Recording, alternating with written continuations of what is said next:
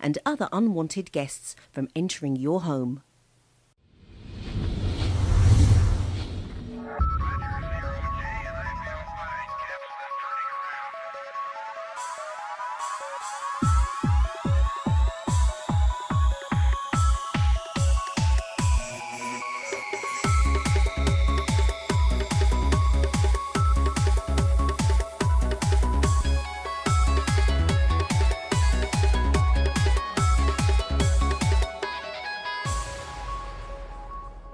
Welcome to Rich Planet TV. I'm Richard D. Hall. First off, just to announce that stocks of the most important book yet written this century have arrived in the UK. So Where Did the Towers Go is now available to buy from the richplanet.net website.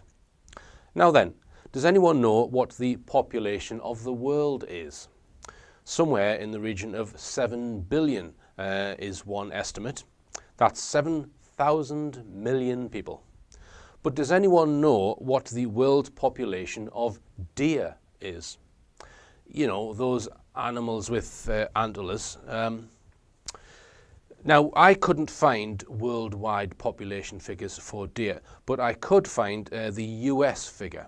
It's believed to be around 32 million deer in the United States. So that's about 10 times less than the human population of the United States. So let's just say that the world population of deer is about 10 times less than the human population in the rest of the world. Here's my question. How come we don't see hundreds of people around the world being killed in mass lightning incidents? Because that is what our mainstream media were claiming happened to this herd of hundreds of reindeer in Norway. According to them, 323 deer were killed in a single lightning strike. Now, let's just say for one balmy moment that this is possible. If the population of humans is 10 times more than deers, how come mass lightning strikes on hundreds of human beings is not being reported regularly from all around the world? They said the reason why they could have all been killed with one strike was because the deer tend to stay close together. Really, they don't look that close together in this image. Electricity follows the path of least resistance. It does not jump from one deer to another before going to the ground. The story reminded me of the recent 116 sheep in Cumbria that died simultaneously of, wait for it, drum roll, worry. Yes, the sheep died of worry, according to the mainstream media, that is. Now, some UFO investigators are in on the act and suggesting some kind of UFO-related phenomenon. I guess that's possible, but if I was asked to speculate what was going on here, perhaps in both these cases, my money would be on some kind of energy weapons test by the military. It might also be some kind of public gullibility test, who knows. But if it was a weapons test, my next question would be, how long will it be before we see hundreds of people being simultaneously killed by lightning, worry, or any other ridiculous thing they might want to use as a cover? Now, on the 20th of July at an RAF base, RAF Marham, our mainstream media told us that a serviceman who was out jogging was attacked by two men who confronted him with a knife and attempted to abduct him into a car. The serviceman has not been named, and to my knowledge, there is no checkable evidence anywhere to confirm this event even occurred. But despite that, it didn't stop Crime Watch UK on the 5th of September featuring this alleged attempted abduction as the lead story in their programme. In fact, they filmed the whole episode from their mobile TV studios, which they transported to RAF Marham. The show featured a reenactment of the alleged attempted abduction, with an actor playing the part of the serviceman who they have not named. I won't go into too much detail here on today's show, but there were several elements of this story which to me cast serious doubts about the veracity of this tale. The Crime Watch team purport to be appealing for information. So I thought that I would give them a call to see if they had any information they could give to me which could convince me that this was more than just a tall tale, possibly fabricated for the purposes of military propaganda. I decided first to telephone Crime Stoppers. Good afternoon, Crime Stoppers. Can I help you?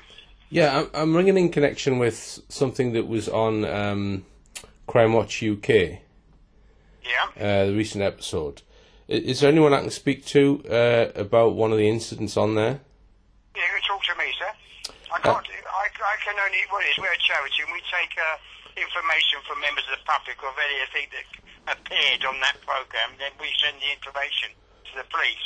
If you want to actually speak to anyone involved in that case, then you'll have to contact the police that are dealing with it. All right. Well, it's the incident allegedly at RAF Marham. Is that the abduction? Yeah. Yeah, if I remember right. Yeah. Yeah? Yeah, basically, I don't see any evidence whatsoever that it even happened. The entire incident, as reported on Crime Watch, is based on the testimony of someone they haven't given the name of and they haven't even shown exists. There's no evidence to actually say that this event is real. There's a lot of people think that this is a made-up story.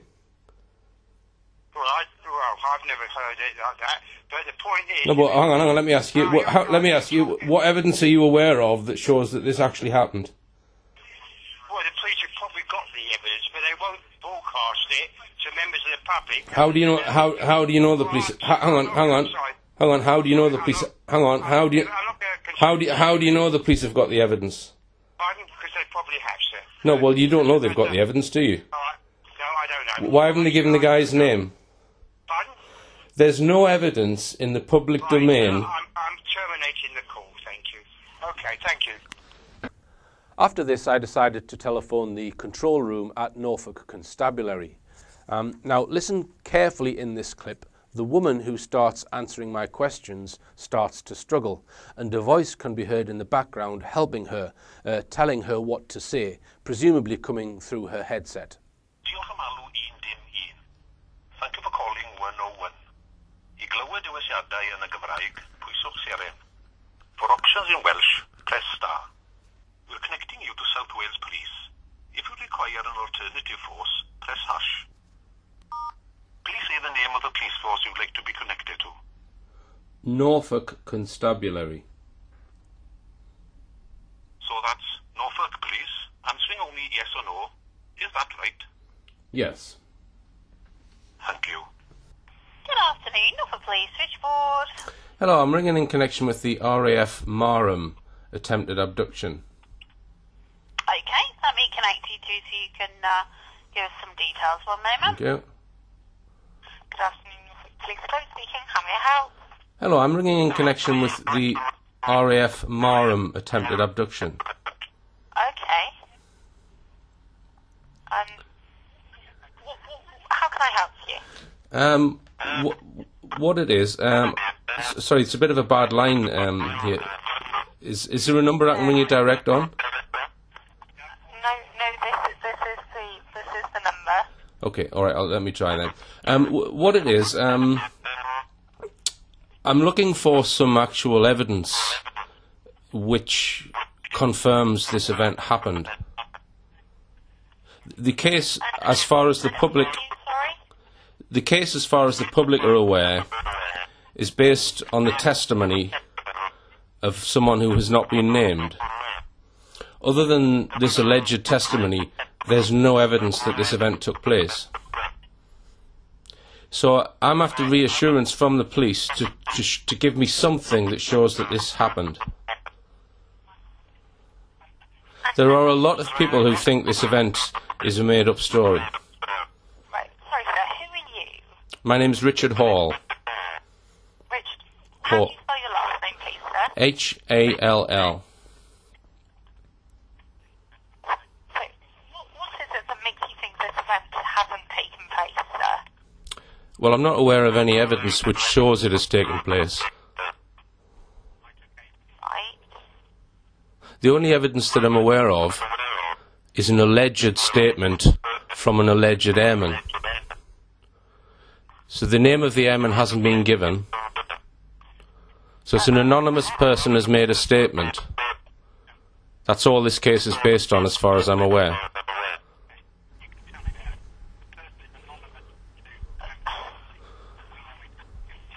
Are you aware of the evidence, or I'm afraid that do you know who the airman is? the person is anonymous to the public, because that's, yes, we as the police, we know who it is. You personally know who it is. Yes, we do. Okay, so why would the public believe any of this happened if all they've been given is a statement based on someone who they haven't even been given the name of? There's no evidence supporting the case other than that statement that I'm aware of. The police have been given the name. We've been dealing with the victim. We've interviewed him. We're aware of who he is, and we do believe his story. So can I ask,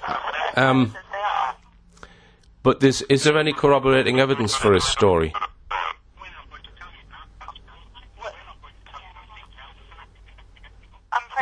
Other than his statement? This is an ongoing investigation.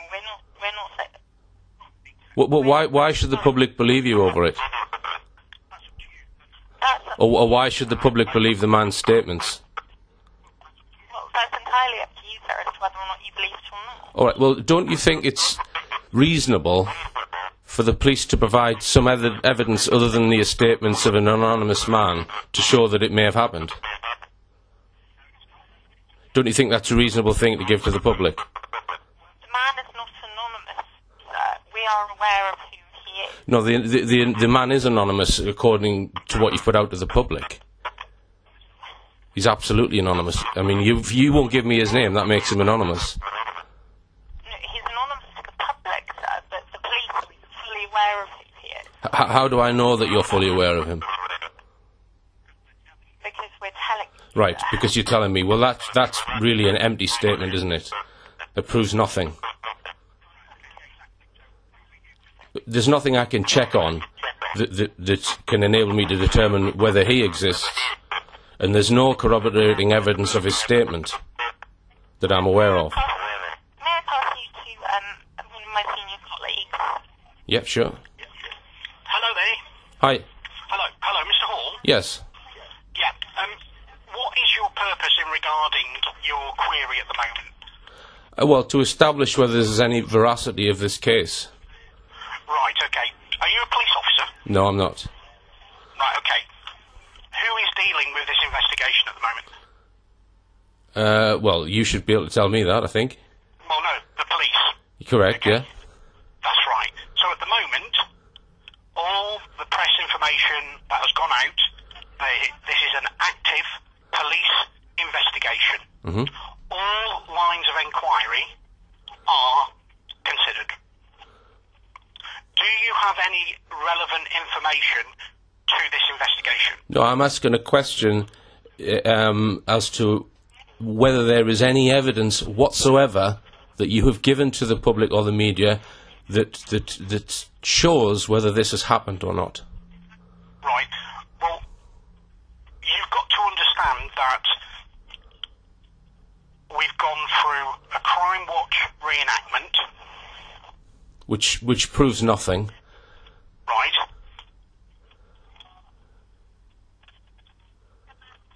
So as far as you're concerned, you believe it could be a figment of the person's imagination? As far as I'm concerned, there's no evidence whatsoever in the public domain that any of this has happened. Right, okay. Well, that's your personal opinion. Well, it's a fact. It's a fact. It's a fact. You haven't put out anything which shows that this may or may not have happened. Yeah, that's okay. That's right. You can make that deduction, and you have done. But we are getting a large response from members of the public with information contrary to that. Okay, well, don't you think it would be wise to put out something, if you have information or evidence which shows that it actually happened? We're not going to give you we're not going to release specific information relevant to an active investigation. That is standard procedures. Right, but... What we are doing is appealing for witnesses and information regarding the incident based on the facts that we have. Mm-hmm. Well, there's nothing to show that it's happened. Nothing. Well, that's down to you and your personal opinion. Well, it's not a personal opinion. It's a fact that nothing has been given to the public to demonstrate what happened. It's the word of a person that you haven't given the name of. It's a person's word. The name of the alleged person, who hasn't even been proven to the public exists. We are not going to release the victim's name. Well, why wouldn't you do that? So that we can check that he exists. Why wouldn't you do that? Why do you need to know the victim's name? So that I can check whether this case is real or not. Right, why do you need to check whether the case is real or not? Well, because the media regularly spread disinformation and misinformation for purposes of propaganda in the media, and we need to expose that if that is what has happened. Behind that. Say again? What is your purpose for trying to find out whether the media spread malicious communication and propaganda? Why are you dealing with Well, because I think it needs to be... Your role or your job or your interests or... My interests, yes. My interests to stamp out lies in the media. Right, okay, all right. Well, at the moment, obviously you're aware of the... have you been on our Norfolk Constabulary website? No, I haven't. No. Please go on there, and any relevant information to the incident is on there. That has come from direct Norfolk Constabulary.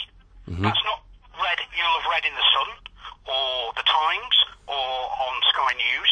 That is directly on Norfolk Constabulary's website. Okay, well, I'll check that. Is there any evidence on there that shows that this happened? I am not going to divulge to you anything more that is what is on the Constabulary website. So I will let you have a look at that, and you can make your own deduction from there. Okay. Okay, well, here's some information I'd like to inform you on. It is my belief that organisations such as MI5 run psychological operations where they will invent events for political purposes, such as garnering sympathy for armed forces, etc. And I believe that this could be what's happened in this case. There you go, there's some information for you. Okay. All right. Okay, thanks very much now. You're more than welcome. Right, bye-bye now. Bye. Now, I'm not saying this event did not occur. It's going to be quite difficult for me to prove without doubt that something did not happen. It's generally considered very difficult to prove a negative. But I would say the right and proper opinion to adopt at this time is to state that because no evidence shows that it did happen, it probably didn't happen. If you have any information, or better still, any evidence on this supposed incident, please get in touch via the Rich Planet website. On with the show, and in today's programme I speak to Andrew Johnson about the work of David Icke, and we try and unpick the whole issue of alleged reptilians. During the Rich Planet speaking tours, I get asked many questions. A popular question that I am often asked is, what do you think of David Icke, Richard? On today's show, I hope to answer this question, and to help me discuss the work of David Icke, I'd like to welcome back Andrew Johnson. Welcome back, Andrew. Thanks for inviting me, Richard. Okay, so we're going to talk about David Icke today, and I've looked at certain information, you've looked at certain information. But we'll start, because I've not met David Icke, but you have, Andrew. Can you just tell us about that first? Yeah, well, that was in April 2008 that I ended up having a one-to-one meeting with David Icke at a hotel in Derby, and that was arranged through a mutual friend of his. And basically had a 2.5 hour long discussion. I mean, perhaps we can discuss that a bit later as to what we talked about, but I found him to be a very sort of affable and friendly chap. You know, I didn't feel any negativity from him. He was quite happy to talk to me and stuff. So yeah, you know. Mm-hmm. All right. So we're going to discuss a few aspects of David Icke's work, and just to touch on a recent video that he posted, because he posts weekly videos where he comments on geopolitics and other things. And he was talking about Noel Edmonds and the fact that Noel Edmonds had, as David Icke puts it, stepped off the postage stamp consensus, where he said that negative energy or having arguments or whatever, stress can affect your health, which I would absolutely agree with. Yeah, I recommend everyone watch David Icke's videos, on his weekly videos. They're excellent. And I thought it wasn't only poignant, but it was humorous. And David Icke I always find him humorous. Yes. I laugh at a lot of his anecdotes, and I think his observations are sometimes very, very to the point, and he's absolutely on the money with a vast amount of his work. Would you? I tend to agree, yes, yeah, definitely. All right. Now, I have here a list of all of David Icke's books, which is a considerable body of work, and also some DVDs that he's produced. I'd like to just introduce some of the things that David has exposed over the years I watched one of his lectures the other day, Andrew. It was a 1997 lecture called I Am Me, I Am Free. Well, I'm just going to go through some of the things that he spoke about in that lecture, because his lectures overlap with each other. He continues the themes throughout various lectures, but they've evolved over the years. Yes. But we'll just briefly touch on the Wogan incident first, because everyone of a certain age remembers that. Do you have an opinion on that, or? Yeah, well, I think it was unusual that he would get that kind of exposure. But then again, he was a well-known personality around that time. You know, he used to present Grandstand, which was on every Saturday afternoon. You know, millions of people watched it. So for him to actually come out and make these statements about him being the son of the Godhead, and he was misquoted, I think, by multiple sources saying that he'd said that he was the son of God, and he didn't say that. He said he was the son of the Godhead. And then, of course, as you say, they had the Wogan appearance where he was made a laughingstock. But you know, he himself has said of that kind of helped him get out of the situation he was in. You know, because he was a laughingstock, he essentially had to rebuild his career from zero, or rebuild what he was doing in life, perhaps. So yeah, I think it was a very interesting event, which kind of has happened to other people since then, I think, in slightly different ways, perhaps. But yeah, I can think of a few, and it doesn't make me listen to David Icke any less, that particular incident. No, me neither. Or that what he said. It's, who knows, perhaps there's some divine spark in everyone. And he had been through some life-changing experiences at that time. His Kundalini moment, as he describes it, where he went to Peru and his mind was being sort of open to new things. Yes. Perhaps that divine spark manifests itself in certain ways in people. I'm not saying David Icke is the son of God or anything like that. No. I'm just saying that there may have been personal circumstances why he's expressed this thing, and to me it's a very personal thing to say something like that, and who knows what was going on inside him at that point in time, and it doesn't colour any of his subsequent work, in my opinion. It doesn't make me judge it by that. So just come on to this 1997 lecture, and there's a reason why I've selected this lecture, which we will come on to.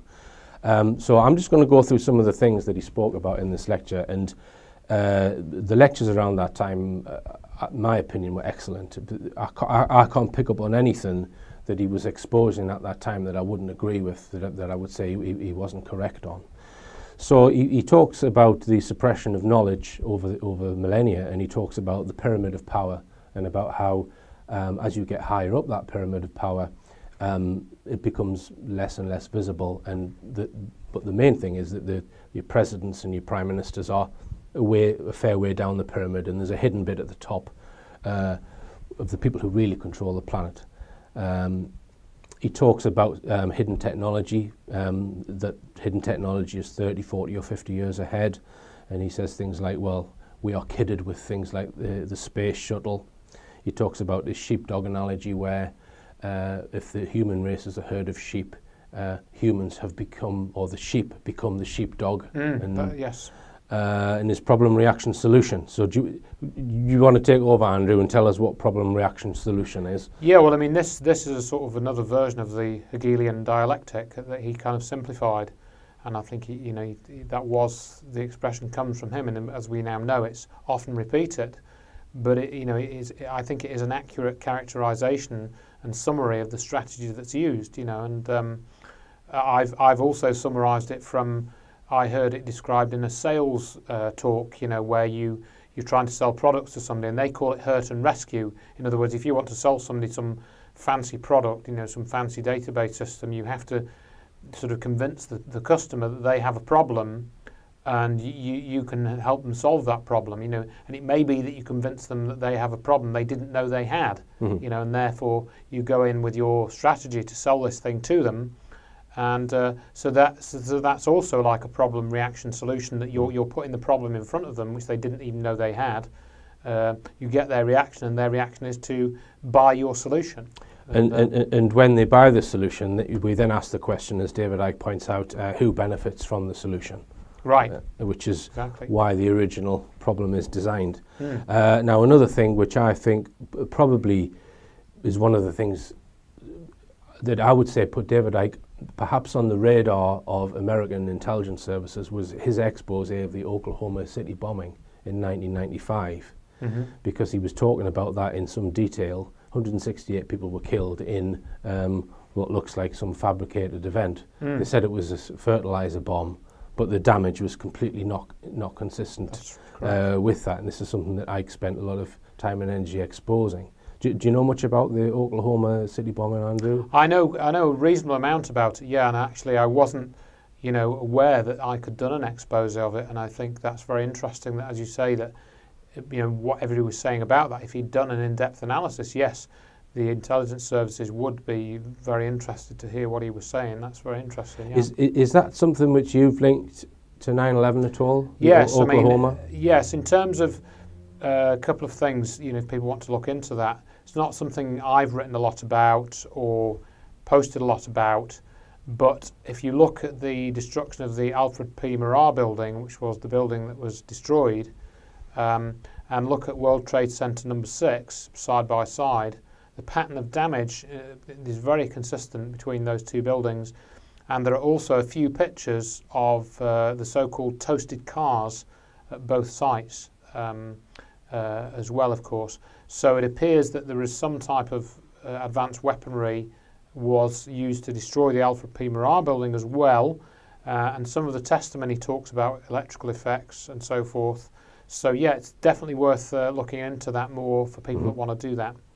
All right, you spoke about World War II and how, looking at both sides, how they were funded and managed, if you like, by perhaps one hidden group. You've got the Nazis on one side, and then the Soviets in the West, or the Allies on the other side. Churchill, he speaks about world government, a world currency, world army, and then he talks about how the three main areas, the EU, the American Union, and APEC, and about how they're going to be combined into perhaps a world government. Yes. And this is in 1997. He's warning everyone about this. Yes, yeah, and I've picked up on some of that from his lectures too. The one that I saw actually was an earlier one called Robots Rebellion, which I think was made in 1994. And again, a lot of those themes he was talking about then as well, and he was right on with that. Yeah, and another one of his anecdotes or his terminology is the stepping stone technique, where I think he's updated that. He calls it the totalitarian tiptoe, which is where if you were to bring in what you ultimately want immediately, no one would accept it, but if you do it in really small stages, people will fall for it. He talks about intelligence networks and the power of the Freemasons, and in talking about the world government, he talks about various institutions that have been set up over the years that really pull the strings of national governments, and he lists them in this lecture. the Trilateral Commission, the Royal Institute of International Affairs, the Council on Foreign Relations, the Bilderbergs, names that we've all heard now. He was talking about in 97. And he also predicted in that lecture that this is before the Labour election of 97. He said that Tony Blair will become Prime Minister, and he was warning us about Blair in that lecture. NATO links to the Bilderberg, World Bank. I'm just listing off some notes that I've made here. These are all the things that David Icke was exposing in 1997. The monetary system, and about how money is created fraudulently or through sleight of hand. Yes. And he also talks about thought and the physical world, and about how everything in the physical world starts with a thought to come together, which is quite a profound concept, but he explains that really well in this lecture.